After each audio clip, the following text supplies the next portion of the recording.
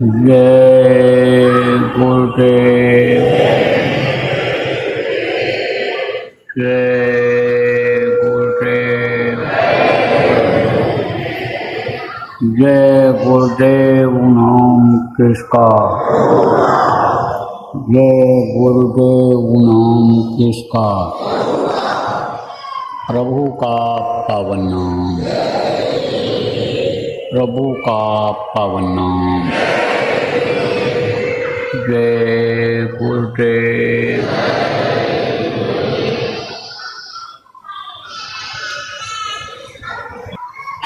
जय गुरुदेव। सर्वसमर्थ सर्वत्र स्मरणीय दाता दयाल दीन बंधु कृपा निधान परम पूज्य गुरु जी महाराज, उपस्थित सभी साधक, सत्संगी नामदानी बच्चों एवं बच्चियों, आज 24 जुलाई 2025 को मध्याह्न 3 बजे कांडीवली मुंबई में गुरु महाराज की दया से अपने लोगों को साधना शिविर में शरीक होने का और अभी इस वक्त पर सत्संग सुनने का जो ये अवसर मिल रहा है, बहुत बड़ी दया और कृपा है। गुरु महाराज प्रभु की अनुकंपा है। यह आपको कल से 24 घंटा लगने वाली साधना शिविर में खींच कर ले आए, साधना की, और अभी संत मत की बातों को आपको सुन रहे हो।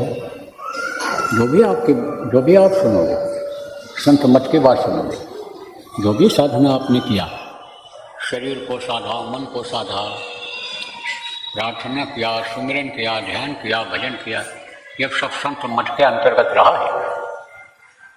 देखो मतांतर बहुत है, मत बन गए और मतांतर हो गए, बहुत उसकी शाखाएं हो गई। जैसे शुरू में एक ही धर्म था, अब उसके बाद कई धर्म बन गए, हिंदू धर्म, मुसलमान धर्म, सिख धर्म, ईसाई धर्म, और उसमें भी शाखाएं हो गई। हिंदू धर्म में देखो बहुत शाखाएं हो गई, बहुत से देवी देवता हो गए, उनकी लोग पूजा करने लग गए, तरह तरह की पूजा करने लग गए। शुरू में जब ये दुनिया संसार बना तो एक ही भाषा थी, संस्कृत भाषा थी, अब बहुत भाषाएं हो गई। तो अब आप इस बात को समझो कि संत मत जो है उसमें विचारों में भले थोड़ी खिन्नता हो जाए, लेकिन मत वो वही रहता है। और संत मत किसको कहते हैं? हद में रहे सो मानवा और बेहद रहे सो साध, और हद बेहद दोनों टटे, ताकर मता आगाध, ताकर मता अपार। अब इसको समझा दें आपको, हद किसको कहते हैं? जैसे आपके जिला का हद है, मालूम नहीं मुंबई में आप रहते हो, फिर उसके बाद आपका दूसरा जिला लग जाएगा, थाना लग जाएगा, उधर आपका पनवेल लग जाएगा, उस तरफ पालघर लग जाएगा, तो इसका हद है। महाराष्ट्र है आपका प्रांत है, इधर मध्य प्रदेश लग जाएगा, इधर गुजरात लग जाएगा, तो इसका हद है। ऐसे एक देश का हद है कि दूसरे देश का हद है, तो जो इसमें रहे सो मानवा। मानवा किसको कहते हैं? मनुष्य को। इसके बाहर मनुष्य नहीं जा सकता है। आप एक जिला से दूसरे जिला में चले जाओ, एक प्रांत से दूसरे प्रांत में चले जाओ, एक देश से दूसरे देश में चले जाओ, लेकिन कहो कि हम उससे बाहर भी चले जाएं, नहीं जा सकते हो। आप हवाई जहाज से उड़ जाओ, आप नेटवर्क से उड़ जाओ, तमाम उड़ने वाले हैं। आप चंद्रमा पर पहुंच जाओ, सूरज पर पहुंच जाओ, आप ग्रहों का चक्कर लगाओ, लेकिन उसके ऊपर भी तो कुछ है, वहाँ नहीं जा सकते हो। तो जो घर में बैठ करके ही साधना करता है, उपाय करता है, जो साधना आपको बताई गई, गुरु महाराज ने बताया, जो प्रेमी आप करते हो वो करते हैं, वो हद से बाहर भी चले जाते हैं। कहाँ चले जाते हैं? वो देवी देवताओं के लोक में चले जाते हैं, सूर्य चंद्रमा के लोक में चले जाते हैं, वो अंडर लोक में चले जाते हैं। ये जो नीचे का है, जहाँ तक हम देखते हैं जिस चीज़ को आँखों से, वो ये नीचे ज़मीन के जितने भी हैं ये सब पिंडलोक के हैं, पिंडलोक कहलाता है। ऊपर चले जाते हैं, उनका भी हद है। वहाँ कौन जाता है? साधक जाते हैं। और साधक में बहुत तरह के साधक होते हैं। योग करने वाले होते हैं, अष्टांग योग, हठ योग, कुंडलिनियों को जगाने वाले होते हैं। उनको ऊपर की जानकारी हो जाती है, ऊपर वो आते जाते हैं, लेकिन उनका भी हद है। हद में रहे सो मानवा बेहद, इस हद से बेहद जो चला जाए, बेहद जाए सो साध, और हद बेहद दोनों तजे ताकर माता हरा है। जिसको ये मालूम हो जाए कि यह दुनिया ख़त्म हो जाएगी एक दिन, और दुनिया की जितनी भी चीज़ें हैं सब खत्म हो जाएंगी, यह हमारे कोई काम आने वाली चीज़ नहीं है। यहाँ तक कि हम जिस शरीर को खिलाते पिलाते तंदुरुस्त करते हैं, सजाते संवारते हैं, ये हमारा शरीर भी नहीं है, ये यहीं छूट जाएगा। इसमें सड़न गलन बदबू शुरू हो जाएगी। इसको लोग ले जा कर के ज़मीन के अंदर गाड़ देंगे, जला देंगे। इतनी ही जानकारी हो जाए, उसको मुनि कहते हैं। आप ही समझो, यानी उसको आप ही समझो मुनि कहते हैं। जो ऊपर चले जाते हैं देवर्ष कहलाते हैं, देवी देवताओं के लोग तक चले जाते हैं। उनके आगे सात संत, उनके आगे योगी होते हैं, जो काल भगवान के देश के ऊपर चले जाते योगी, फिर योगेश्वर, और फिर उसके बाद संत होते हैं, संत कहलाते हैं। तो जिनका ऊपर तक पहुँच होता है, जहाँ तक लोग पता नहीं लगा पाए, ऋषि मुनि योगी योगेश्वर ये कोई भी पता नहीं लगा पाए जहाँ का, वहाँ की जानकारी जिनको हो जाती है, जो अपार आगार में पहुंच जाते हैं। जहाँ अपार है हर चीज़, आगार है कहते अपार धन है, अकूट धन है कहते हो ना, बहुत धन है, कितना खर्च करें, 4 पुष्ट खर्च करें, लेकिन ख़त्म होने वाला नहीं है। कहते हो भाई इनके पास अपार शक्ति है, ताकत है इनके पास। किसकी ताकत है? धन की ताकत है, बल की ताकत है, शरीर बली है इनका, अच्छे वहदे पर हैं, पद प्रतिष्ठा है। तो इसी तरह से आप ये समझो कि वो तो वहाँ की जानकारी कर लेते हैं और जानकारी कराते हैं। वो जो कहते हैं, मत मान्य क्या होता है? विचार, उनके विचार जो होते हैं वो अगाध और अपार होता है। कहते हैं ना, अगत अपारा सबसे न्यारा जय गुरुदेव हमारे। गुरु महाराज ने जय गुरुदेव नाम प्रभु को बताया, तो प्रभु और गुरु महाराज में कोई अंतर नहीं रहा। लोग उन्हीं को जय गुरुदेव कहते थे, आज भी उन्हीं को कहते हैं, जबकि उनके शरीर का नाम दूसरा था।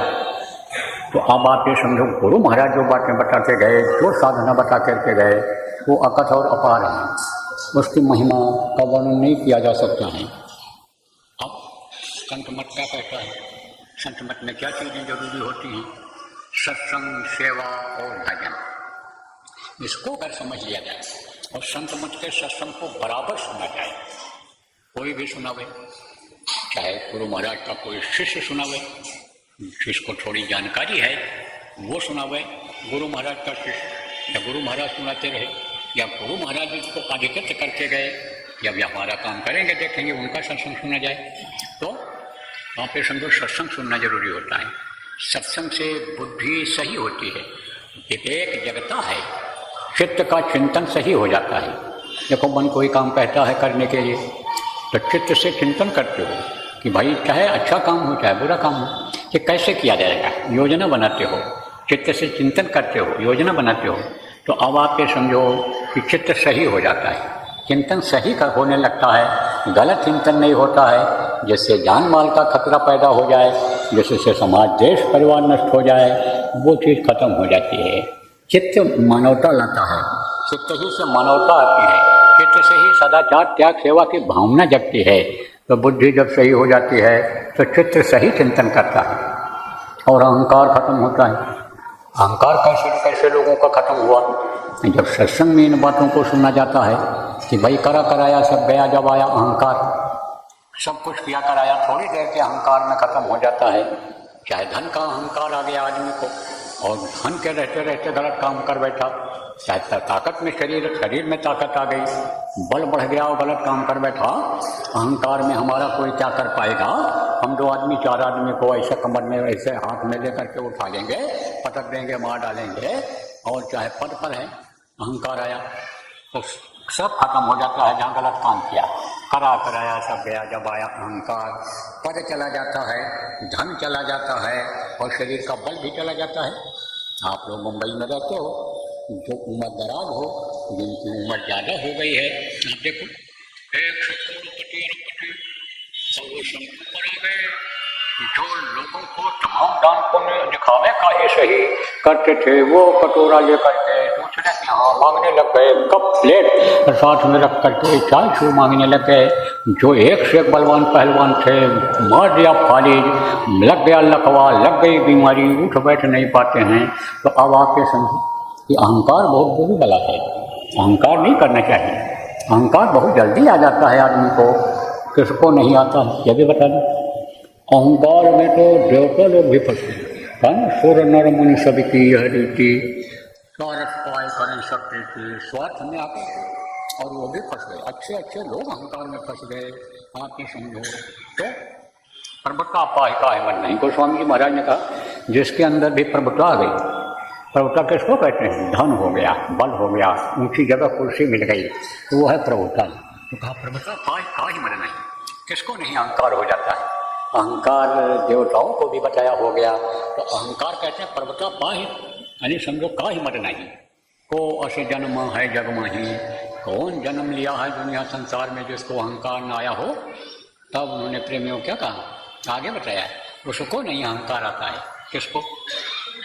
अब बताते हैं आपको एक चीज़ और बता दें कि जैसे लोग बताते हैं कि पाप करोगे नरक जाओगे, लेकिन ये भी बताना जरूरी है कि पाप से छुटकारा कैसे मिलेगा, वो क्षमा कैसे होगा, नरकों से बचाव कौन करेगा, ये भी तो बताना जरूरी होता है। तो अब बताता हूँ आप आगे। फिर उन्होंने लिख दिया इसी बात को गोस्वामी जी महाराज कि प्रभुता पाहि ताहि मद नाही, जो समझे प्रभुता परछाई। परछाई जानते हो, चांदनी रात में चलो तो परछाई ऐसे दिखाई पड़ती है, तो उसको जो ये समझता है कि परछाई है, ये हमारे काम आने वाली चीज़ नहीं। परछाई किसी का काम आती है? नहीं आती है। आप तलवार लेकर चल रहे हो, बंदूक लेकर चल रहे हो, और उसमें जो फोटो आ रहा है बंदूक का, तलवार का, अगर कोई हमला कर दे तो वो तलवार बंदूक आपको बचा पाएगा? नहीं बचा पाएगा। धन के लिए कहा कि धन क्या है? परछाई की तरह से, आज है कल नहीं है, क्योंकि परछाई किसी के काम आने वाली नहीं है। अब आजकल लोग धन के पीछे बहुत दौड़ रहे हैं और धन के पीछे ही अपराध तक कर बैठते हैं, पाप कर बैठते हैं धन के लिए कि धन मिलना चाहिए, धन मिलना चाहिए। लेकिन धन किस तरह से है? माया छाया एक सी, बिरला जाने कोय, भगता के पीछे फिरे, सन्मुख भागत हो। माया है ये। माया कैसी है? परछाई की तरह से छाया है। कितना ही इसके पीछे दौड़ोगे, रखने की कोशिश करोगे, कमाने की कोशिश करोगे, ये दूर हटती चली जाएगी, फंसते चले जाओगे। और इसको परछाई समझ लोगे तो फंसोगे नहीं। तो जो समझे प्रभुता परछाई, उसको अहंकार नहीं आता है। तो सत्संग सुनने से क्या होता है? सच्चाई की जानकारी होती है, आदमी सच्चा अच्छा हो जाता है, आदमी अहिंसावादी हो जाता है। जब मालूम हो जाता है जीवों पर दया करो, सबके अंदर उस प्रभु की अंश जीवात्मा है और सबको प्रभु ने बनाया है और सबके फायदे, ज़्यादातर आदमी के फायदे के लिए बनाया है, तो सब पर दया करो, दया रूपी धर्म को अपनाओ, तब आदमी को अहंकार नहीं होता है और आदमी के समझ में आ जाता है। आप ये समझो परमार्थ भाव, सेवा भाव आ जाता है। किससे आता है? सत्संग सुनने से आता है। सेवा भाव सत्संग सुनने से आता है। अब आपको और भी बता दें कि सेवा कैसे होती है, किस तरह की होती है। सेवा किस तरह की होती है? बहुत तरह की सेवा होती है। तनिकी सेवा कोई करता है, पैर दबा देता है, सिर में तेल लगा दिया, रोटी खिला दिया, पानी पिला दिया। शरीर की सेवा इस तरह होती है। और धन से सेवा, किसी गरीब को नहीं है तो उसके लिए राशन पानी खरीद दिया, खा लिया, बना के मुहैया करा दिया राशन पानी को। कपड़ा नहीं है तो धन खर्च करके कपड़ा खरीद दिया। बीमार है, तकलीफ में है, तो वो समझो कि दवाई दे दिया। तो यह है एक तरह की यह परमार्थी सेवा है। अब यह जरूर है कि यह सेवा जो भी की जाए, परमार्थी सेवा हो चाहे स्वार्थी सेवा हो, तो समझो ये चाहे शारीरिक सेवा हो, कोई भी सेवा हो, ऐसी की मदद करो कि जिससे इच्छा रखो कि हमारी ज़्यादा मदद कर देगा। गरीब बंदा घूम रहा है और इसको हम नहीं है तो रोटी खिला दें, पानी पिला दें, इसको कपड़ा दे दें, तो कल इससे हम काम ले लेंगे, 5 घंटे बजाय 10 घंटा लें, ये आसान और जताएंगे कि तुम्हारी मैंने मदद किया था, तब वो बेकार चला जाता है, तो वो परमार्थ नहीं कहलाता है। एक और परमार्थ सेवा होती है, क्या होती है? इस जीवात्मा को परमात्मा तक पहुंचाने के लिए जो ये मनुष्य शरीर मिला, उसके लिए सेवा के लिए, उस सेवा के लिए नामदान दिलाया जाता है, सत्संग सुनाया जाता है और भजन कराया जाता है, सुमिरन ध्यान भजन समझाया जाता है। तो यह है परमार्थी सेवा, ये सेवा है। उसमें अपना स्वार्थ नहीं रखना चाहिए कि इसको हमने नामदान दिलाया और इसको हमने भजन सुमिरन करना सिखाया, इसको हम साधना शिविर में लाए तो लाओ आप घर की सफाई करा लें, लाओ बर्तन धुलवाई, आप सामान बाजार से मंगा लें, या और कोई हम कर लें, इनसे प्रमोशन करवा लें, या इनसे कोई उधार सामान ले आवें। यह सब नहीं होना चाहिए, यह सब स्वार्थ में आ जाएगा। और निस्वार्थ भाव से जो सेवा की जाए, चाहे आत्मा की सेवा की जाए और चाहे शरीर की सेवा की जाए, चाहे तन से सेवा किया जाए, चाहे मन से सेवा किया जाए, चाहे धन से सेवा किया जाए, तो यह परमार्थ में आता है। परमार्थी भाव आ जाते हैं जब सत्संग सुनते हैं। और सेवा के द्वारा तो बड़ों बड़ों का दिल जीत लिया जाता है। और आज तक अगर किसी को मिला तो सेवा के द्वारा मिला है। किसकी सेवा के द्वारा? आराध्य की सेवा के द्वारा। आराध्य किसको कहते हैं?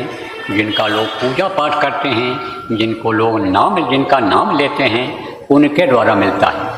अब ये जरूर है, ये देने वाले पर निर्भर करता है कि वो क्या आपको दे सकता है। जो चीज़ वो दे सकता है वही चीज़ सेवा के द्वारा देगा आपको।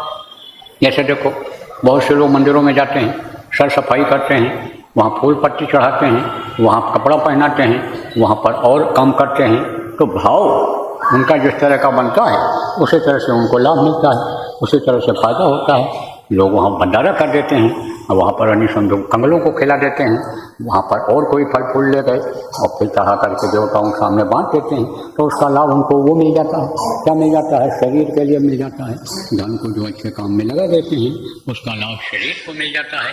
लेकिन जो आत्मा की सेवा में लगा देते हैं, लोगों को कि आत्मिक सेवा आप अपनी करो, अपनी जैसे शरीर की सेवा करते हो, नहलाते धुलाते हो, तेल लगाते हो, इसको गर्मी ठंडी से बचाने के लिए कपड़ा पहनते हो, जैसे शरीर की सेवा करते हो, ऐसे शरीर को चलाने वाली जो शक्ति है परमात्मा की अंश जीवात्मा, उसकी सेवा करो, उसको खुराक पहुँचाओ, उसको सुखी बनाओ। तो एक सेवा ये होती है।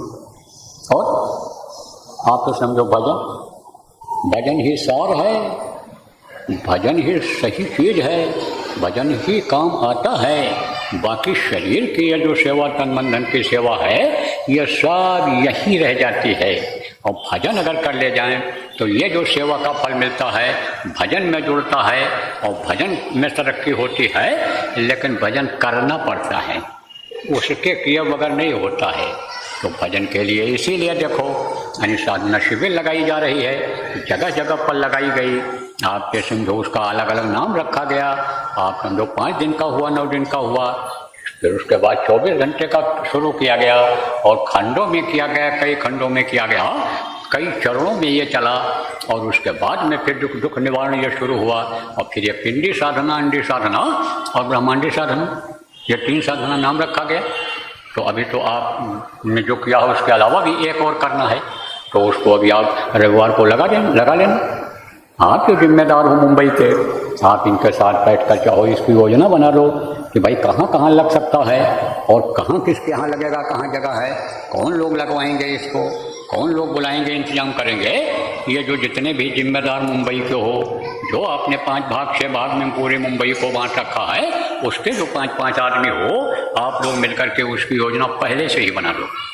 क्योंकि आज गुरुवार हो गया और शुक्रवार शनिवार 2 ही दिन बचेगा आपका और रविवार को शुरू ही हो जाएगा। तो इधर 2-3 दिन में आप उसकी योजना बनवा दो। देखो सब लोग एक जैसे नहीं हैं और रहे भी नहीं कभी। प्रकृति ने बनाया, प्रकृति और पुरुष ही इसके जन्मदाता हैं। किसके? इस मनुष्य शरीर के। बनवाया किसके द्वारा? इनको निरंजन भगवान ईश्वर कहा गया, उनके द्वारा। कहाँ बना? माँ के पेट में बना। 9 महीने में तैयार हुआ यह मनुष्य शरीर।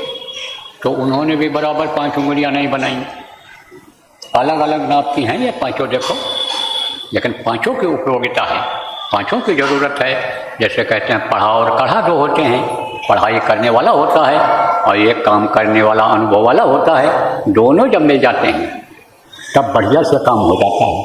पढ़ा लिखा डॉक्टर है, पढ़ा लिखा इंजीनियर है, डिग्री लेकर के आया है, कोई कंपाउंडर 25 साल 30 साल से नौकरी कर रहा है, उसको जो अनुभव होगा नए डॉक्टर को नहीं होगा, नए इंजीनियर को नहीं होगा। जो काम कराते हैं, मिस्त्री बन जाते हैं, मेक बन जाते हैं, उनको जो अनुभव हो जाता है उनको नहीं रहता है। और दोनों मिलकर के अगर कर लें तो बहुत काम हो जाए। तो देखो इसमें हर तरह के लोग हैं, हर तरह के लोग हैं और हर तरह का काम कर सकते हैं, लेकिन बताने वाला चाहिए, कराने वाला चाहिए। तो आप जो लोग यानी जिम्मेदारी लिए हो कि हम सेवा करेंगे संगत का, संगत को बढ़ाएंगे, लोगों को भजन करेंगे और करवाएंगे और समझो गुरु महाराज का नाम काम को आगे बढ़ाएंगे, वो लोग मिलकर के योजना सब बनवा दो। कोई भी योजना आवे तो उसको लागू कराओ आप लोग। ये लोग तो करने के लिए तैयार हैं, करने के लिए तैयार हैं ये लोग। आप देखो प्रेमी, पहले के समय में भी परिवर्तन हुआ है, क्योंकि यह परिवर्तनशील संसार है, यहाँ बदलाव होता रहता है, पल पल में बदलाव होता है। आप ये समझो कि जो समय इस समय हुआ है, एक सेकंड के बाद वो समय नहीं रहेगा। आप ये समझो जो मिनट हो जाता है वो मिनट फिर 24 घंटे के बाद आता है, जब इसका चक्र पूरा होता है। सतयुग त्रेता द्वापर का जैसे चक्र हुआ है, ये चक्र जब पूरा होता है तब समझो वो समय आता है। अब बरसात है, अब बरसात जब ये चक्र पूरा हो जाएगा, बरसात के बाद ठंडी आएगी, ठंडी के बाद गर्मी आएगी और फिर बरसात होगी। तो परिवर्तन पल पल होता रहता है। तो ये परिवर्तनशील संसार है। तो रहे हैं त्रेता में कौन? सुर और असुर, देवता और राक्षस। आप ही समझो हमेशा रहे हैं। अब वही देवता और राक्षस, सुर और असुर में देखो लड़ाई हुई थी, यह सब बनाए गए थे सुर और असुर। सुर किसको कहते हैं? देवता को। तो देवलोक है और असुरों का भी लोक है। अब असुर जो थे वो बलवान थे, ताकतवर थे। जैसे कोई बुद्धिमान हो, पढ़ा लिखा हो और कोई पहलवान हो, तो पढ़ाई काम आती है। जब वो मारने दौड़ता है तब वो कोई विद्या उस समय काम नहीं आती है। जब हमला करता है, कोई लठ लेकर निकल पड़ा तो बंदूक रिवाल्वर जब तक निकालोगे तब तक लठ से मार के गिरा देगा। तो हमला कर दिया उन्होंने। किसने हमला किया? असुरों ने। असुरों ने हमला किया तो हाथ ये हुआ कि हमारा राज्य चला जाएगा। तो वो कहा कि राज्य चला जाएगा, तो भाग करके गए। कहाँ गए? भाग करके गए देवताओं के पास। जो देवताओं के माने राजा थे वो भाग करके गए किसके पास? ब्रह्मा विष्णु महेश, ये त्रिदेव कहे जाते हैं। त्रिदेव, तीन देव ये कहलाते हैं। तीन देव रक्षा करें, ब्रह्मा विष्णु महेश कहते हैं ना। तो इनके पास गए। हाँ, इन लोगों के समझ में नहीं आवे कि भाई बताओ मैं तो क्या बताऊँ। तो ब्रह्मदेव ने बताया, कहा देखो दधीच हैं, दधीच अगर अपनी हड्डी का दान दे दें और उससे वज्र बने, उससे तीर बने, तो वही इनको मार सकता है। क्योंकि ब्रह्म ज्ञान उन्हीं को है और उन्हीं के अंदर ब्रह्म की शक्ति है। हमारी शक्ति उन्हीं के अंदर इस समय पर है। देखो शरीर यही रहता है, जैसे हम आप यहाँ हैं, हम आप 5 तत्वों के यानी समझो शरीर में हैं, जल पृथ्वी अग्नि वायु और आकाश के शरीर में हैं। ऐसे देवता भी हैं 17 तत्वों के शरीर में वो भी रहते हैं। तो आप शरीर को नष्ट करने के लिए आप ये समझो कि वो ताकत होनी चाहिए। ताकत इसी शरीर में आती है। देवताओं के अंदर भी ताकत ऊपर से आती है और उनकी ताकत इस शरीर में आती है। शब्द की ताकत जो ऊपर सबसे ऊपर है, प्रभु के मुंह से निकलती है, वो शरीर में आती है। शरीर में ही आती है ताकत। तो ये जो देवी देवता हैं, इनसे ऊपर लोक हैं, इनके माँ का लोक, इनके पिता को लोक, और उनसे ऊपर ब्रह्मलोक है। तो वो ब्रह्मज्ञानी थे, इनसे भी ऊपर निकल गए थे। तो वो शक्ति उनमें आ गई। और शक्ति जब आती है, ताकत आती है, तो किस में आती है? शरीर के सारे अंगों में आती है। सारे अंग में आती है ताकत। आप ये देखो, उसी से पता चल जाता है आँखों से कि ये दुष्ट है। चाल ढाल से पता चल जाता है ये दुष्ट है। और सज्जनों के चाल ढाल से, बोली बानी से, आँखों से पता चल जाता है कि यह सज्जन है। संतों के बानी से, संतों की आँखों से, संतों के शरीर से यह अनुभव होने लगता है कि हाँ भाई इनमें कुछ ताकत है, ये हमारी कोई मदद कर सकते हैं, ये शक्ति है। तो ब्रह्म शक्ति किसमें थी? दधीच में थी उस समय पर। और हड्डी में जैसे मैंने आपको बताया ताकत है। हड्डी की ताकत खत्म हो जाए, अभी हड्डी शून्य हो जाए, तो ये शरीर में जो नसें हैं वो सब हड्डी से चिपकी हुई हैं। और वो नसें जब हड्डी की ताकत खत्म हो जाएगी तो नसों को एक तरह से खुराक नहीं मिलेगा उससे। जैसे हड्डी कहीं की सूख जाती है तो वो स्थान शून्य सा पड़ जाता है, न सूख जाती है, खून का संचार उसमें नहीं होता है। तो ताकत यानी समझो कि सब में रहती है। जिससे यह शरीर चलता है, ताकत सब में रहती है पूरे शरीर के। जिससे यह शरीर काम करता है, दिल दिमाग काम करता है, तो वो ताकत जो थी दरीच की हड्डी में थी। तो दरीच की हड्डी का दान मांगने के लिए गए कि दान दीजिए, तो ये शर्मा रहे थे।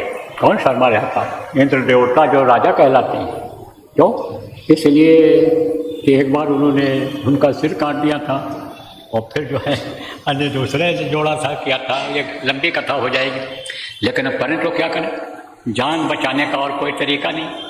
तो कहा गया है भाई, जान बचाने के लिए चाहे अपना हो चाहे दूसरे का, दुश्मन का भी पैर छू लिया जाता है, दुश्मन का भी गुलाम थोड़े समय के लिए बन जाया जाता है।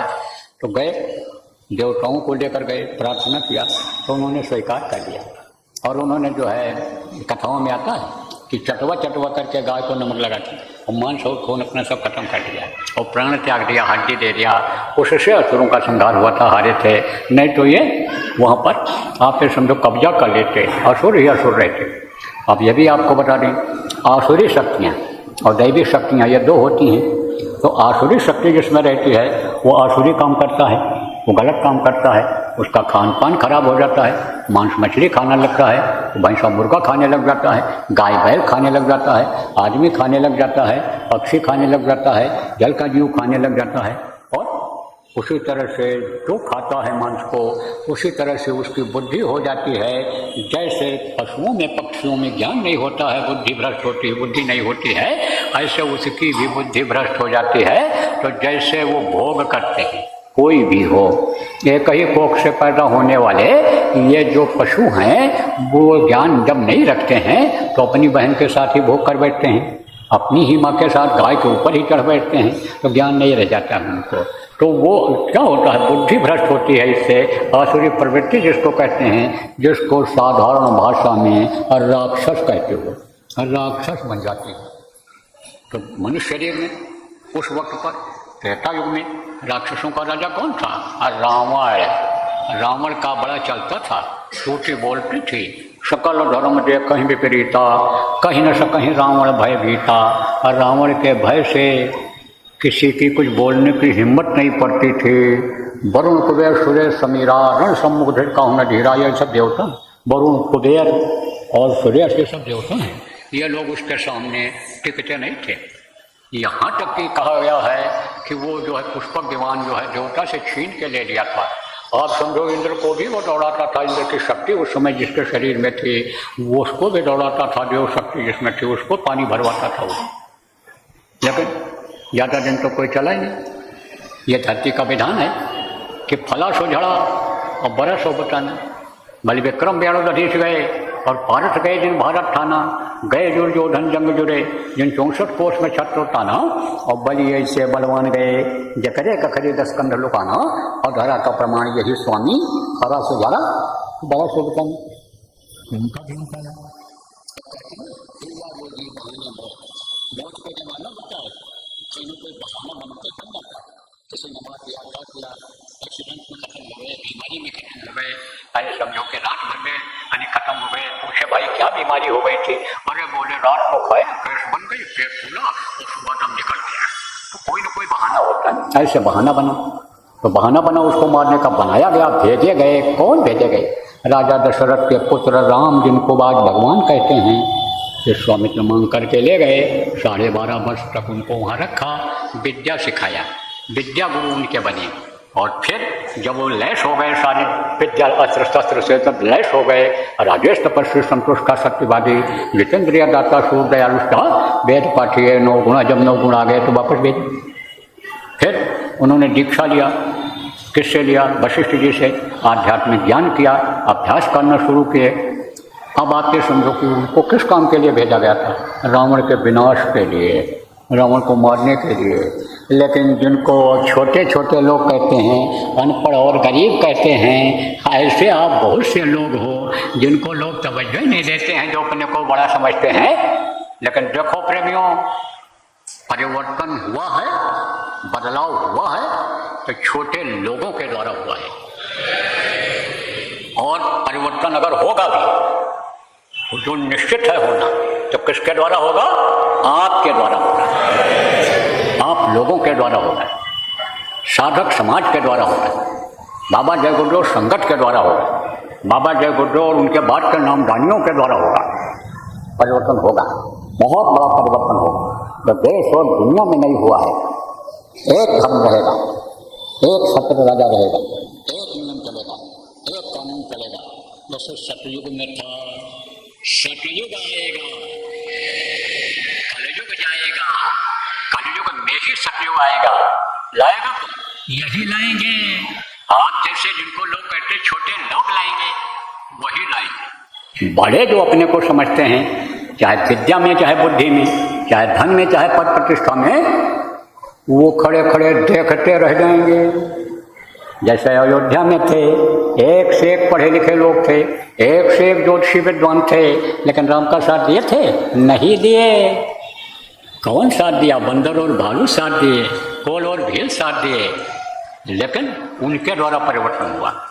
आज उनका भी इतिहास में नाम लिखा हुआ है। राम के नाम पर चाहे कोई प्रसाद फूल न चढ़ावे, लेकिन हनुमान की मूर्ति कहीं भी बनी हुई होगी, फूल पत्ती प्रसाद वहाँ लोग जरूर चढ़ाएंगे। लाल यानी समझ लो कपड़ा पहना करके, और आप समझो पत्थर पर सिंदूर लगा करके कहीं रख देगा कोई, तो हनुमान के नाम पर वहाँ भी मत्था लोग झुकाएंगे। राम के अधिक राम का दासा। प्रेमियों, आप लोगों को हिम्मत करने की ज़रूरत है, अपना हौसला बढ़ाने के लिए ज़रूरत है। लेकिन एक चीज़ हमको यह भी कहना है कि भाई इनको बताएगा समझाएगा कौन? वो समय बंदर और भालुओं को बताया समझाया कौन? राम भगवान ने बताया, लक्ष्मण भगवान ने बताया। आपके समझो कि उस समय पर जो जामवंत थे उन्होंने बताया और समझाया, कमान को अपने हाथ में लिया और समझा बता करके करे। तो कुछ ऐसे भी लोगों की ज़रूरत है कि जो बताओ, समझाओ और कराओ। यह दिल दिमाग और ये बुद्धि आपका किस काम आएगा?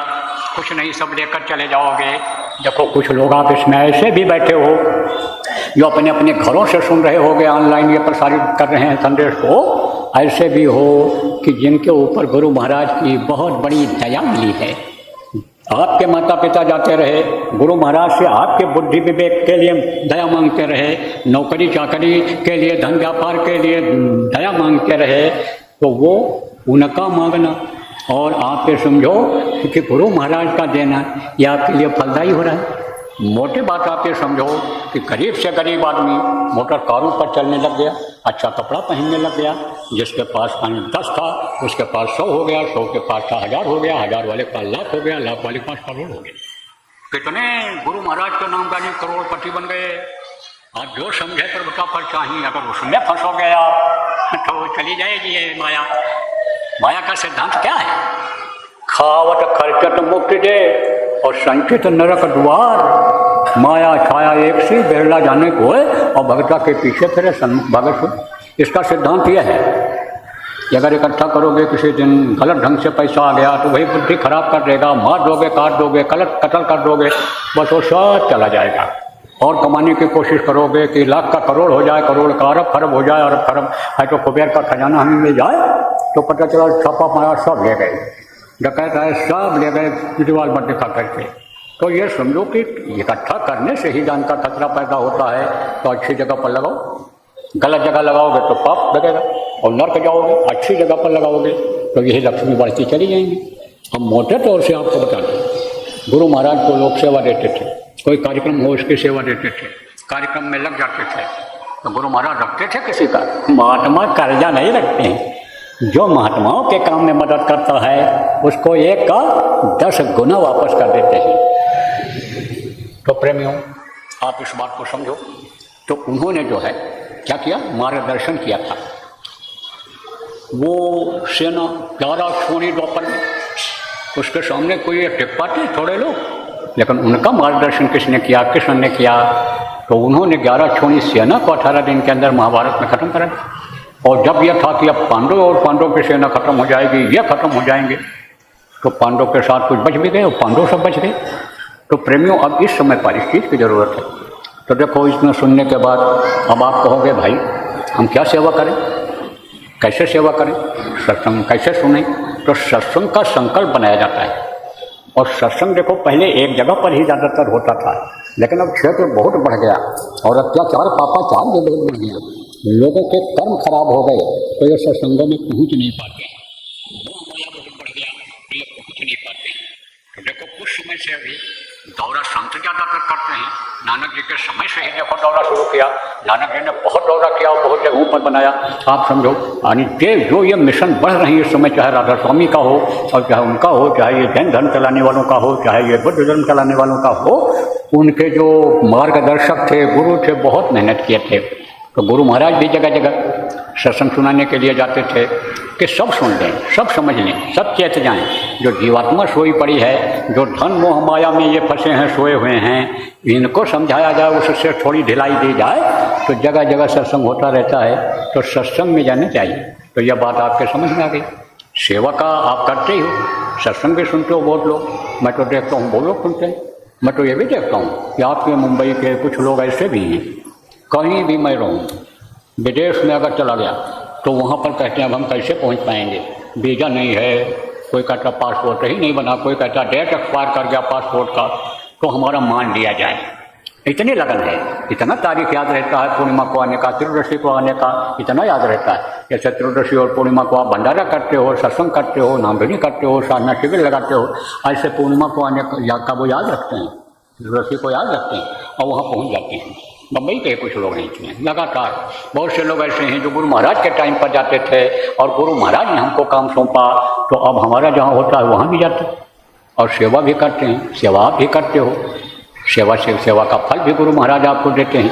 लेकिन कुछ सेवाएं ऐसी होती हैं कि जो रोज़ करता है आदमी, जैसे ये बच्चियाँ हैं तो ये बनाती हैं तो अकेले थोड़ा खाती हैं, ये पूरे परिवार को खिलाती हैं। ऐसे आप साग सब्जी लाते हो, ऐसे आप जो भी लाते हो राशन पानी, खुद के लिए थोड़ा लाते, सबके लिए लाते हो, वो भी एक सेवा है, परिवार की सेवा है। और कभी कभी पर जब त्यौहार आता है, मेहमान आने को होते हैं, शादी ब्याह होता है, मुंडन छिंदन होता है, कोई ऐसा कार्यक्रम आयोजित होता है तो उसमें ज़्यादा सेवा करनी पड़ती है। और ज़्यादा सेवा करते हो और उसकी फिक्र रहती है, चिंता रहती है कि हमको ये सेवा करनी है, मेहमान आएंगे ही आएंगे, उनको बुलाया जाएगा। जिनको पहले से हमारे दादा बाबा बुलाते रहे उनको बुलाया नहीं जाएगा तो हमारा अनुगृहस्थ आश्रम खंडित हो जाएगा, गृहस्थ आश्रम का हम पालन नहीं कर पाएंगे, तो उनको हमें बुलाना ही बुलाना है। तो फिक्र करते हो, चिंता करते हो नहीं, सर सामान मुहैया करते हो। कल अगर ये हो जाए बारिश का महीना है तो आज ही सामान ले आते हो, कल नहीं ला पाऊँ, बाजार बंद हो जाए, कोई बात हो जाए, इसकी फिक्र करते हो कि नहीं करते हो। ऐसे मौका आता है, समय आता है, ऐसा भंडारे की तैयारी होती है आपकी, कुछ लोग वहाँ उज्जैन पहुँच जाते हो भंडारे में, जैसे गुरु पूर्णिमा की तैयारी होती है, रक्षाबंधन की तैयारी होती है जो इस समय पर हो रही है झुंझुनू जिला में।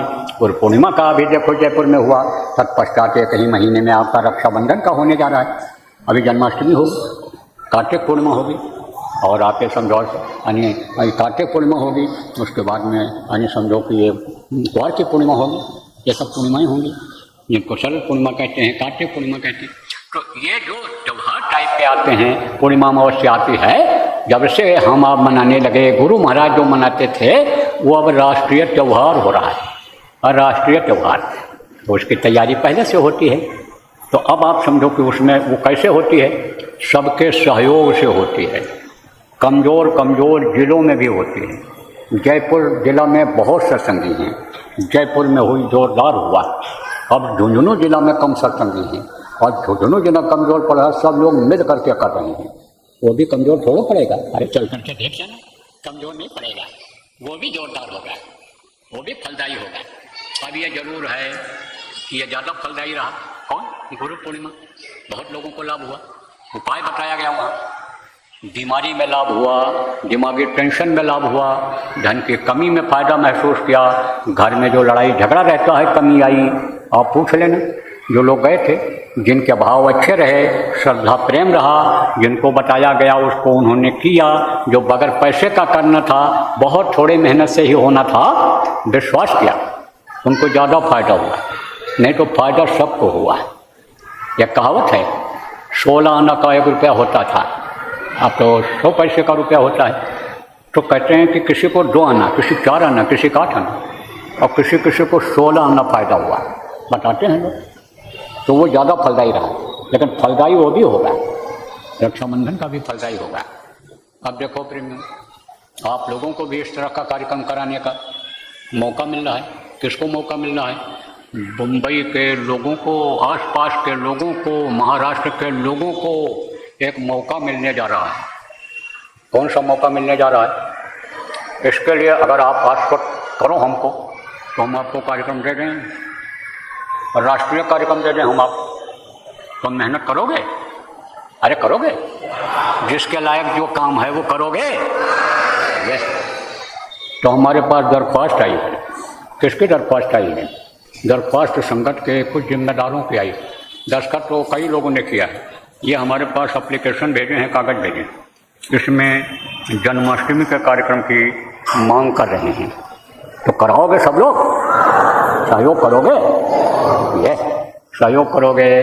तो अब ये बताओ कि बरसात का महीना है और समय कम है, तो कैसे करोगे? ये बताओ। इससे हमको आश्वस्त करो, आप लोग जो जिम्मेदार लोग हो, कि भाई समय कम है और कम समय में तैयारी पूरी करनी है, क्योंकि इस कार्यक्रम में कोई कहीं से भी आ जाएगा तो उसको फायदा होगा। तो फायदा के लिए हर कोई दौड़ता है। और ये जब खबर लग जाएगी कि दुख निवारण जन्माष्टमी हो रही है, तो देखा सारा संसार दुखी, सब दुखी, नानक दुखिया सब संसार, सुखी वही जो नाम आधार। तो नाम का आधार तो छोड़ दिया लोगों ने, नाम की कमाई छोड़ दिया। नामदान लेने के बाद भूल गए, सुमिरन करते नहीं, ध्यान करते नहीं, भजन करते नहीं, तो कर्म का फल तो भोगना पड़ेगा। तो भोग रहे हैं, दुखी हैं, तो सत्संगीय बहुत आ जाएंगे। जब यह मालूम पड़ेगा कि यहाँ पर आने से कर्म कटेंगे, अंदर की सफाई होगी और फायदा होगा, तो दौड़ेंगे कि नहीं दौड़ेंगे? तो सब व्यवस्था तो भैया बनानी पड़ेगी। लेकिन इतने आदमी हो आप यहाँ जो पूरे मुंबई के नहीं आए, आप चाहो तो क्या नहीं कर सकते हो। लेकिन जब हर कोई ये समझोगे कि यह हमारा कार्यक्रम है, हमको सफल बनाना है, हमको इसमें लगना है। जैसे हमारे घर में शादी ब्याह होता है, हमारे घर में मेहमान आते हैं, हमारे घर में कोई फंक्शन होता है, तो हमको चिंता रहती है। ऐसी फिक्र जब करोगे तब यह संपन्न होगा ठीक से। तो करोगे अपने औकात के हिसाब से? ये बताओ। हाथ उठाओ बच्चे बच्चियों, अगर करो तो हाथ उठाओ। ये अब विश्वास हो गया, करोगे आप, और हिम्मत करोगे, और गुरु को मस्तक पर सवार रख करके चलोगे, अपना अहंकार खत्म कर दोगे, और आज ही गुरु से यह प्रार्थना करोगे कि गुरु महाराज, इस तन से आप काम ले लीजिए, इस शरीर से काम ले लीजिए, जो बुद्धि हमको आपने दिया है उस बुद्धि से काम ले लीजिए, जो धन आपने हमको दिया है, बाल बच्चों की सेवा के बाद जो बच रहा है उससे हमारी सेवा ले लीजिए, और हमारा मन इसमें लगा दीजिए, तो सफल हो जाओगे। तो बताओ, एक बात फिर बताओ, अरे कराओगे? चलो, अब हमको विश्वास हो गया। तो जितने पढ़े लिखे लोग हो, जितने बुद्धिजीवी लोग हो, जैसे मैंने बताया है कि रामा दल के नेता कौन थे, रामा दल के लीडर कौन थे?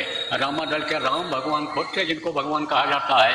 और उधर आपके समझो कि उनके कौन थे, महाभारत के लीडर कौन थे, नेता कौन थे, अगुआ कौन थे, प्रधान कौन थे? कृष्ण भगवान थे।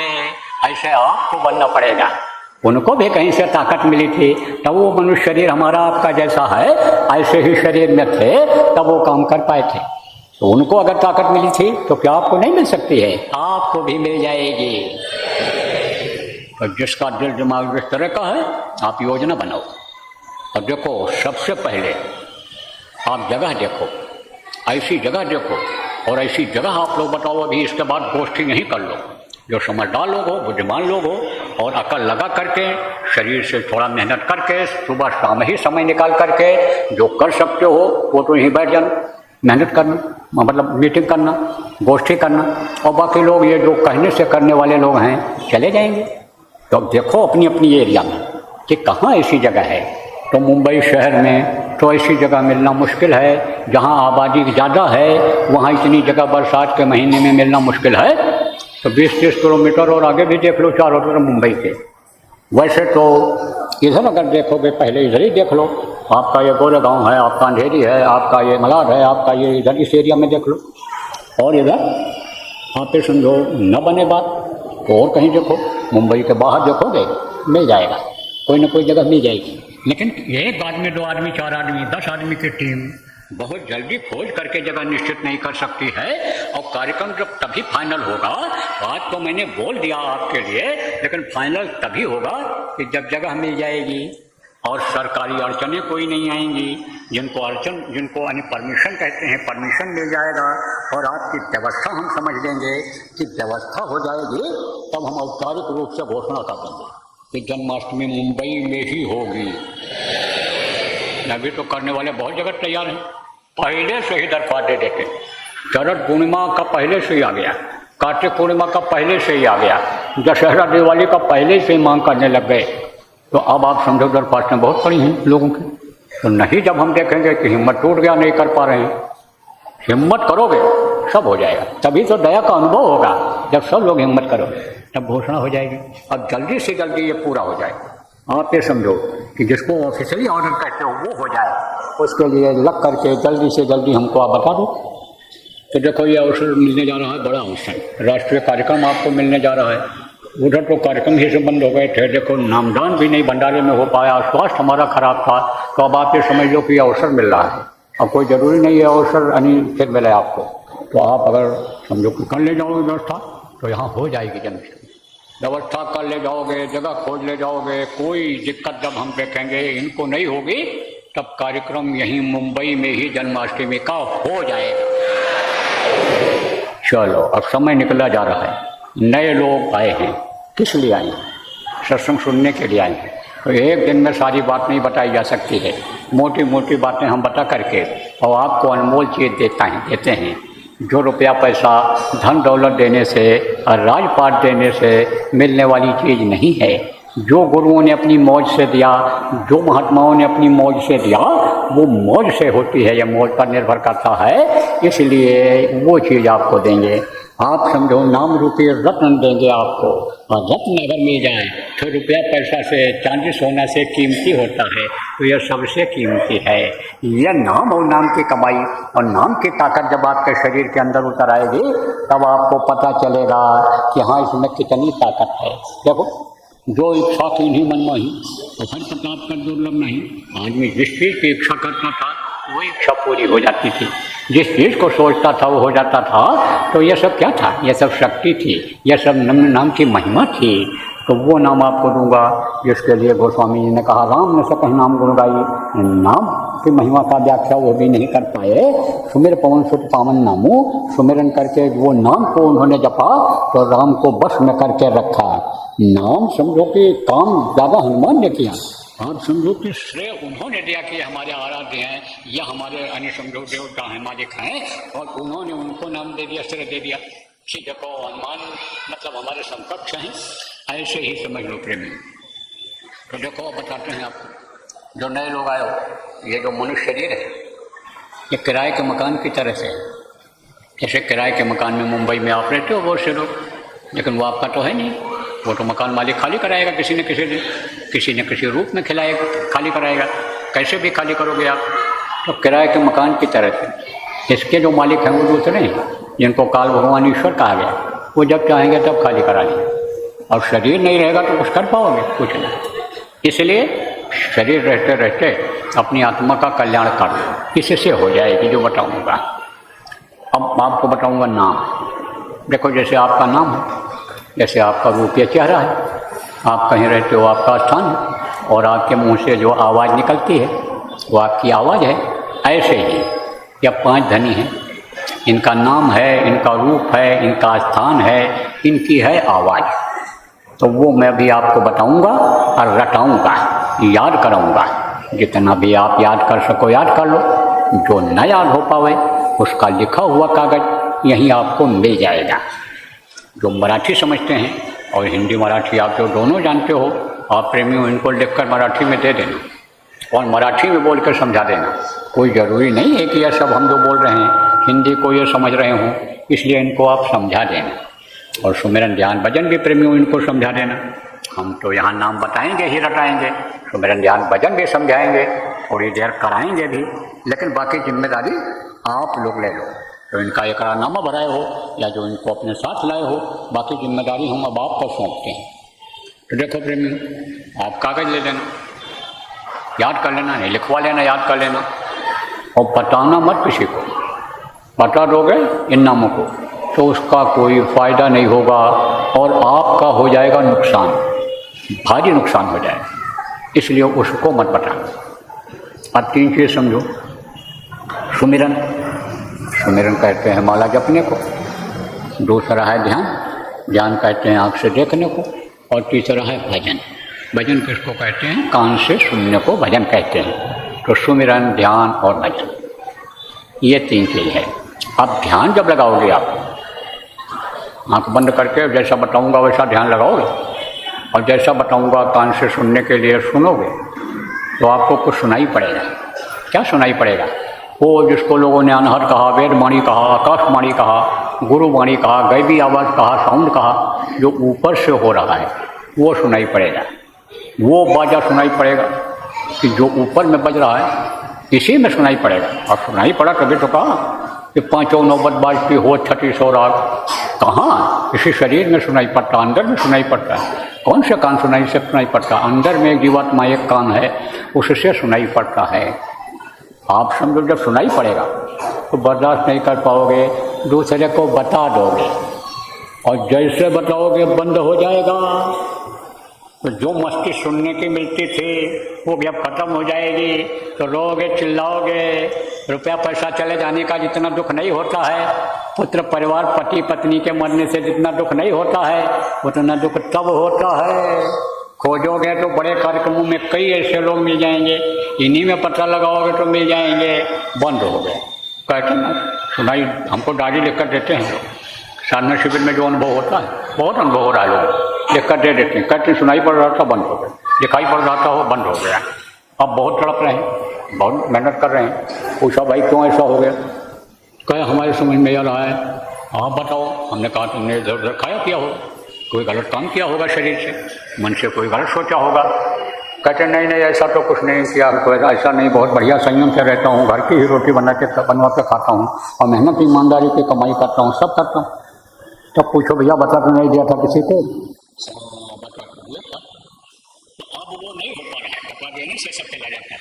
तो बताना मत किसी को। बच्चे और बच्चियों, समझ लो इस बात को, बता दोगे सुनी हुई बात को कि हमको ऐसा सुनाई पड़ा, घुंघरू की आवाज़ सुनाई पड़ी, हमको घंटा की आवाज़ सुनाई पड़ी, हमको बांसुरी की, कोई बता दो जो सुनाई पड़ेगा। बहुत तरह के बाजा सुनाई पड़े, बहुत तरह की आवाज़ आपको सुनाई पड़ेगी, तो बता दोगे तो बंद हो जाएगा। इसलिए बताना मत किसी को। ध्यान लगाने के लिए बताऊंगा तो जब आंख बंद करोगे, मन को रोकोगे, अभी जैसा बताऊंगा आप ध्यान लगाओगे, उस तरह से जब करोगे तब आपको अंतर में दिखाई पड़ेगा। क्या दिखाई पड़ेगा? जुगनू दिखाई पड़ जाए, तारे दिखाई पड़ जाएं, सूर्य चंद्रमा दिखाई पड़ जाए, आपको देवी देवता दिखाई पड़ जाएं, वो प्रभु दिखाई पड़ जाएं, भगवान जिनको कहते हो, कुछ भी आप देख सकते हो। कहाँ दिखाई पड़ते हैं? घट घट मेरा साइया सोनी सेज न कोय, बलिहारी हुआ घट का जा घट प्रगट होए। मीरा ने कहा। यह उदाहरण देकर इसलिए समझा रहा हूँ कि किसी भी तरह से आप लोगों के समझ में बात आ जाए, इसीलिए उदाहरण दे रहा हूँ। कहीं ये ना सोचो बाबा अपने मन से समझा के भ्रमित करके चले गए, इसलिए आपको समझा रहा हूँ बच्चों और बच्चियों। तो इसी घट में ही सब कुछ दिखाई पड़ता है। घट में गंगा, घट में यमुना, घट में सिरजनहारा है। यही घट भीतर सात समुंदर, यही ममल मन नहाओ, मनमोरा विदेशवा न जाओ घर ही है। चाहे इसी में सब कुछ है। साध कह करके गए, महात्मा कह करके गए, सब जिनको अंतर में कुछ बोध हुआ, सब यही बात बता के गए हैं। तो आपको भी कुछ दिखाई पड़ेगा। जब देख लोगे, बता दोगे लोगों को, तो बंद हो जाएगा।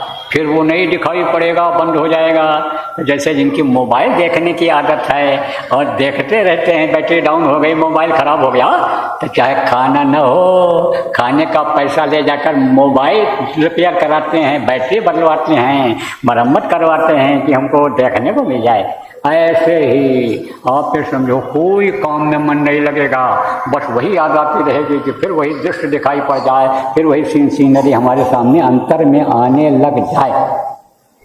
तो मोटी बात आप ये समझो कि कुछ भी दिखाई पड़े, कुछ भी सुनाई पड़े, तो किसी को बताना मत, चाहे आप नए हो और चाहे पुराने हो।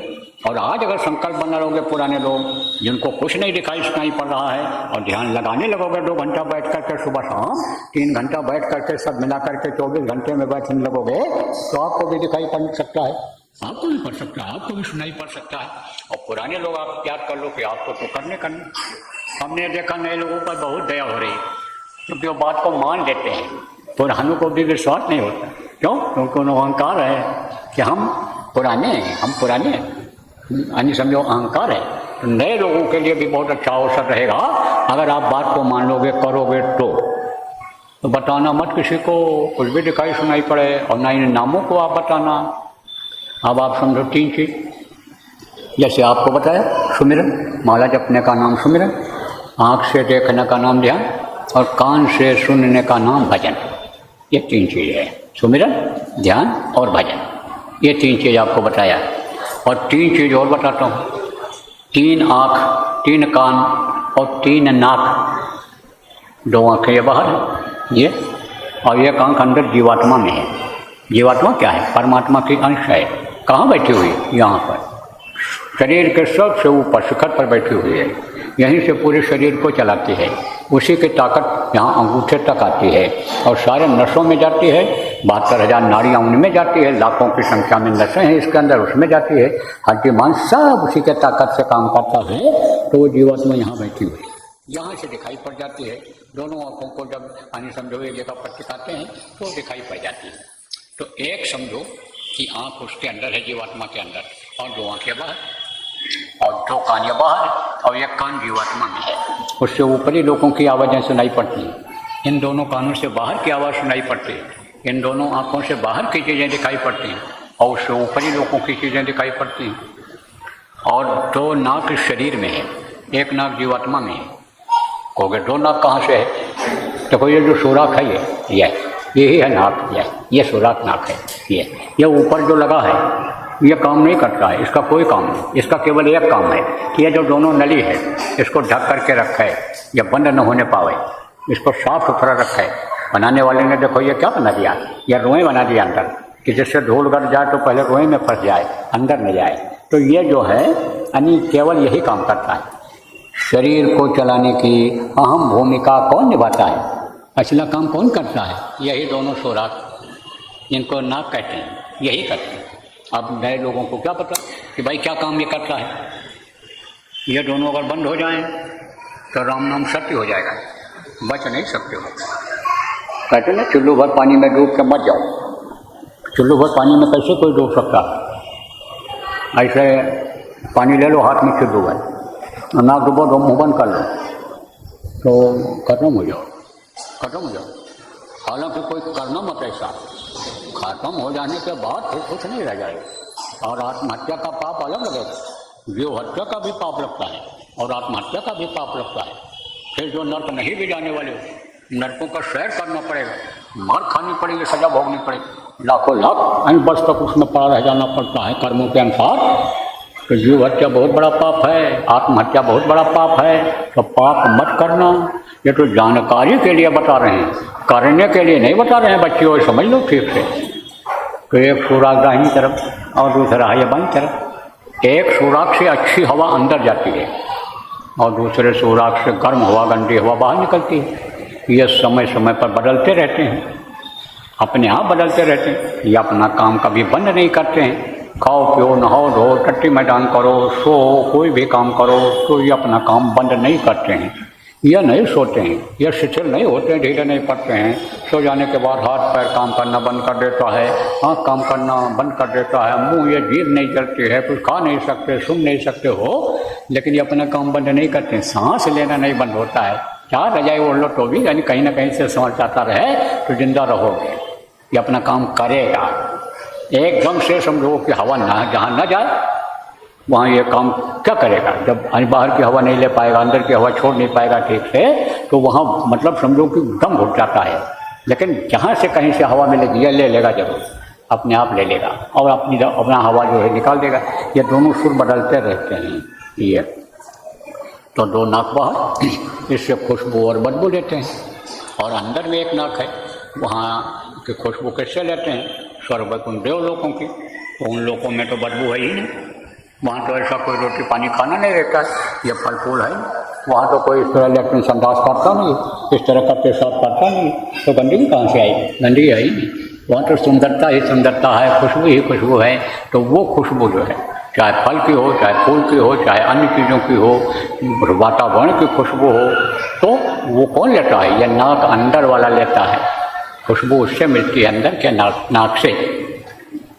तो तीन आँख, तीन कान, तीन नाक, और सुमिरन ध्यान भजन तीन चीज़ें, और 5 नाम, 5 रूप। इनका चेहरा अलग अलग है, इनका स्थान अलग अलग है, और आवाज़ अलग अलग है। तो 5 नाम, 5 रूप, 5 स्थान, 5 की आवाज़, ये मैं अभी आपको बताऊंगा, रटाऊंगा, याद कराऊंगा। अब आप ये समझो कि इसको करने के लिए कुछ लोग जो नए आए हो, आप कहोगे भाई इसको करने का ये तरीका जो बताएंगे, और ये नई चीज़ है, तो नई चीज़ को करने के लिए आप कहोगे कि ज़्यादा सब कुछ करना पड़ेगा। जैसे कथा सुनते हो, कथा में कम इंतजाम करना पड़ता है। भागवत सुनते हो तो उसमें ज़्यादा इंतजाम करना पड़ता है। अनुष्ठान कोई करते हो तो उस तरह का सामान लाना पड़ता है। इसमें कुछ नहीं लाना है, करना कुछ नहीं। आप देखो, बहुत से लोग देवी देवताओं के स्थान पर जाते हैं अनुष्ठान करने के लिए और अन्य काम करने के लिए। बहुत से लोग घर छोड़ करके त्याग तपस्या करने के लिए चले गए और चले जाते हैं। जंगलों में रहें, कुटी बना करके नदियों के किनारे रहें। इस समय पर वो युग नहीं है। इस समय पर योग यज्ञ जप तप का युग नहीं है। गोस्वामी जी महाराज ने कहा ना, कलयुग योग यज्ञ नहीं जाना, एक आधार नाम को जाना। नाम का आधार पकड़ लो, उसी से भवसागर से पार हो जाओगे। नाम जहाज पर बैठ जाओगे तो भवसागर से पार कर देगा। ये गोस्वामी जी महाराज ने कलयुग केवल नहीं है, कलयुग योग यज्ञ नहीं जाना। कलयुग में योग यज्ञ ज्ञान की कोई ज़रूरत नहीं है। नाम का सहारा ले लिया जाए, नाम की कमाई कर ली जाए, नाम को जान लिया जाए, नामी गुरु को, कंज गुरु को खोज लिया जाए, जो नाम का भेद बता दे, नामी से मिलवा दे। जहाँ से यह नाम आ रहा है, शब्द उतर रहा है, उस शब्द को पकड़ा करके जीवात्मा को और वहाँ तक पहुँचा दे, नामी जिसको कहा गया। यह उन्होंने बताया है। अब आप समझो इस समय कुछ नहीं, न घर छोड़ना है, न ज़मीन जायदाद छोड़ना है, न बाल बच्चों को छोड़ना है तो अच्छा खाओ, शाकाहारी भोजन खाओ, है तो अच्छा कपड़ा पहनो, है तो अच्छे घर में रहो, कोई परहेज नहीं, कोई दिक्कत नहीं है। बस यही थोड़ा सा ध्यान रखना है, खान पान का ध्यान रखना है। किसी भी पशु पक्षी का मांस मत खाना, अंडा मत खाना, शराब मत पीना, दूसरी औरत के साथ बुरा कर्म मत करना, बच्चियों दूसरे पुरुष के साथ बुरा कर्म मत करना। बाकी आपको छूट है, आज़ादी है। अब ये जरूर बता दो कि मेहनत और ईमानदारी की कमाई अगर बिजनेस व्यापार में करोगे, मेहनत और ईमानदारी से नौकरी करोगे, मेहनत ईमानदारी से कोई भी मजदूरी या काम करोगे, तो उसमें आपको सफलता मिलेगी, उसमें आपको बरकत मिलेगी। थोड़ा ही मिलेगा लेकिन बरकत मिल जाएगी। तो थोड़े में ही अच्छा काम हो जाएगा और बचत भी हो जाएगी। देखो, पहले बरकत खूब मिलती थी लोगों, एक कमाते था 10 खाते थे घर में। अब 10 कमा रहे तो भी हाय हत्या लगी रहती है, पूरा नहीं पड़ता है। तो यही बात है बस। अब आप समझ लो, मेहनत और ईमानदारी करने की ज़रूरत है, और बाकी जो काम है सब कर लो। लड़का लड़की शादी ब्याह देख करके अपने हिसाब से कर लो। घर बनाना है नया बना लो, ज़मीन खरीदना है झगड़े की मत खरीदो, बिजनेस करना है बिजनेस कर लो, लेकिन अकेले करो, सीख करके करो। जो भी समझो कि आप समझो कि सीख जाओ, उस काम को करो। अकेले करो, पार्टनरशिप में मत करो। नौकरी जहाँ मिल जाए योग्यता के अनुसार वहाँ कर लो। बच्चों ज़्यादा इंतजार मत करो। कोई कहीं पैसा दे दो तो क्या दे दो, कलेक्टर बना देंगे, कमिश्नर बना देंगे, और आप उस लायक नहीं हो तो विचार करो कैसे बन पाओगे, कैसे कर पाओगे, कहाँ से नौकरी दिला पाएगा।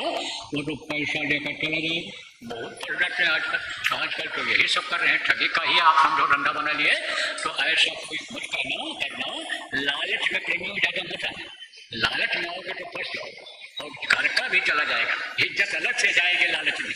लड़के लड़कियां लालच में आ जाते हैं, उसी में असमतल लोग डूब लेते हैं, उसी में लड़कियों को लोग फंसा देते हैं, लड़कियां ये लड़कों को फंसा लेती हैं। तो आवाज़ का समय बड़ा खराब आ गया। इन सब चीज़ों से आप होशियार रहना। बाकी आपको छूट है तो हम नामदान देता हूँ। बैठो, हमारे पास जो नाम बोलूँगा बोलना, और जब मैं बोलना बंद कर दूंगा तो आप भी बोलना बंद कर देंगे, फिर आपको समझाऊंगा।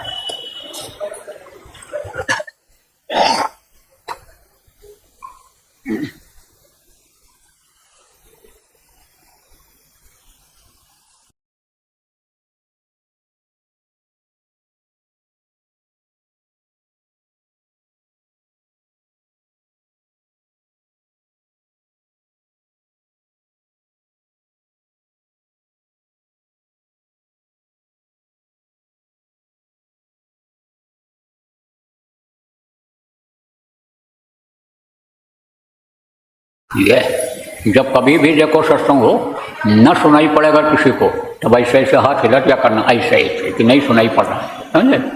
अब जो अभी तक आप सुने समझे हो वो तो समझे ही हो, लेकिन जो नए लोग आप आए हो, अब इसको ठीक से सुन लो, समझ लो, तो फिर सब समझ जाओगे, फिर कुछ बताने की जरूरत नहीं रहेगी। जैसा बताऊंगा करने लग जाओगे तो आप खुद ज्ञानी हो जाओगे। फिर तो आप ये समझो कि वो शक्ति आ जाएगी कि मुँह खोए बाचाल पंग चढ़ाए गिरवर का, क्या कृपा से प्यार। जब दया हो जाती है तो ये सब हो जाता है। गूंगा बोलने लगता है और जो है वो अपंग जो होता है पहाड़ चढ़ जाता है। तब वैसे ये बात समझ, तो आप सुनो, बंद कर दो कैमरा। कोई अगर रिकॉर्ड कर रहे हो, मोबाइल में रिकॉर्ड कर रहे हो तो बंद कर दो। आप न सुनाना रिकॉर्ड करके इन नामों को, और न ही लिख कर किसी को देना। जो नामदानी है, जब विश्वास हो जाए कि इन्होंने नामदान लिया है गुरु महाराज से या गुरु महाराज के जाने के बाद लिया है, तब उनको आप बता देना, बाकी किसी को नहीं। तो जो जो नाम मैं बोलूँगा आप बोलना, और जब मैं बोलना बंद कर दूँगा आप इसी तरह से भजन सब लोग करते रहना। तो यहाँ तो समय कम था इसलिए देर तक नहीं बैठाया, घर पर देर तक बैठना। तो देखो इस कार्यक्रम का होगा समापन। मैं तो आज आपको रुकूँगा, कल जो है आप खबर कर दो जिम्मेदार लोग डालूंगी, वो नाम धुनी शुरू कर देंगे। और नाम धुनी इस हिसाब से शुरू करेंगे कि परसों 12 बजे से पहले, थोड़ा पहले ख़त्म हो जाए, क्योंकि परसों 26 तारीख को दिन में 12 बजे से उन लोगों ने सत्संग का कार्यक्रम रखा है। अभी तक 3 बजे से होगा, वहाँ पीछे जहाँ जाऊँ हुआ 3 बजे से हुआ, लेकिन 3 बजे तक तो ख़त्म हो जाएगा। 12 बजे का प्रचार है तो 12 बजे से शुरू हो जाएगा। तो दया रहेगी तो मतलब मैं मंदान भी दे दूँगा और गुरु महाराज की दया से कुछ भी दूँगा।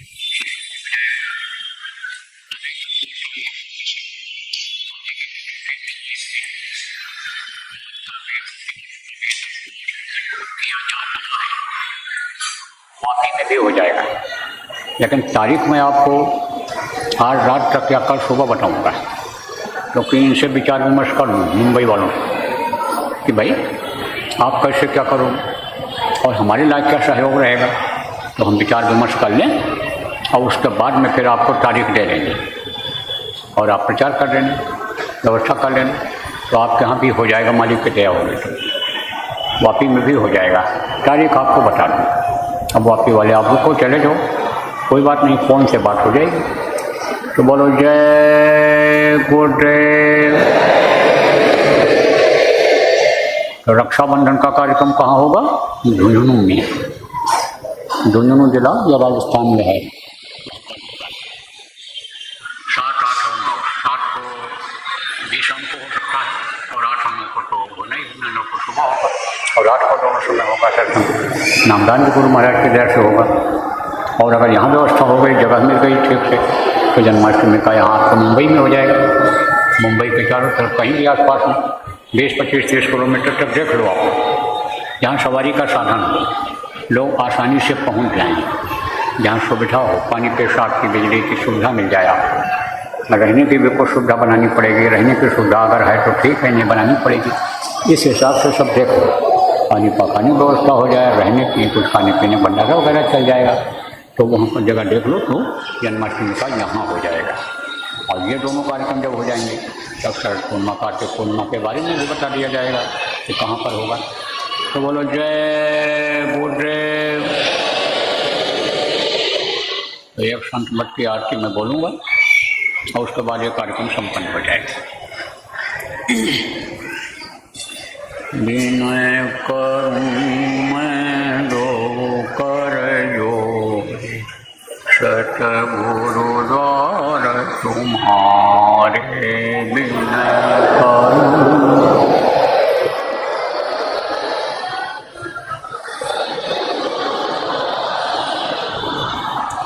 विनग्रत दीप आरती सायूं, दो अखियन मुरदारे विनग्रत।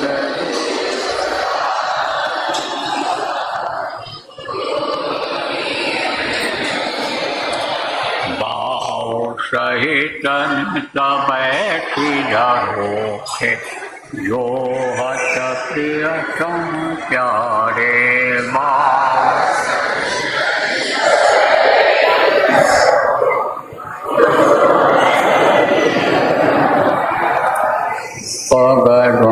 सुनो श्रवण हिय अपनी, मन के काज विसारे पर।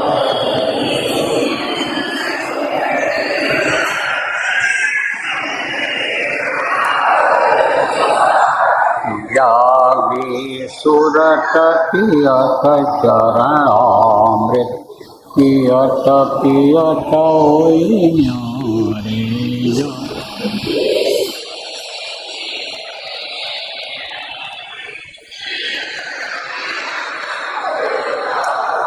घंटा शंख मृदंग सारंग, बंसी में सोमारे।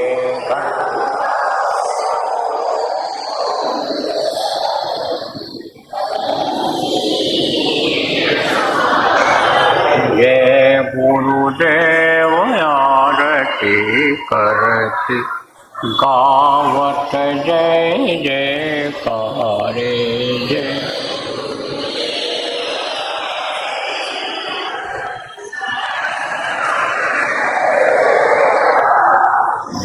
मैं करूँ मैं दो कर जोर, सतगुरु द्वार पे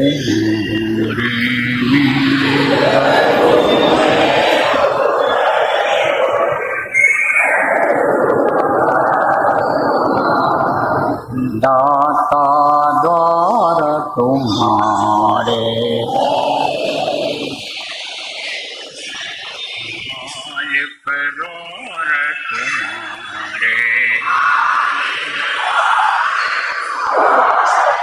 जय गुरुदेव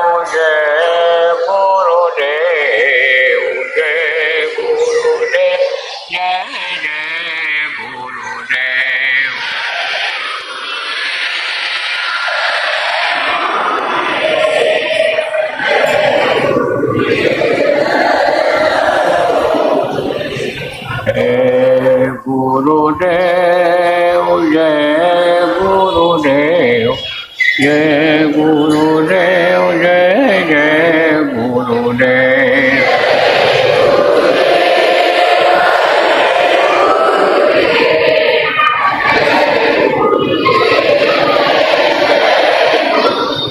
जय गुरुदेव जय गुरुदेव जय गुरुदेव जय जय गुरुदेव।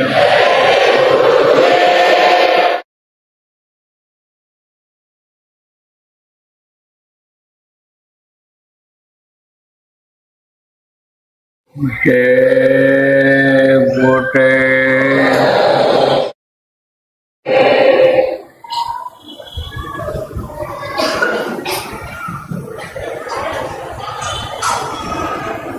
अब आप लोगों का व्यवस्था बना ले जाओ जिम्मेदार, इनको बैठा दो ठीक से, तो हम आ जाएंगे आपके बीच में और हम आप छोड़ेंगे आपको।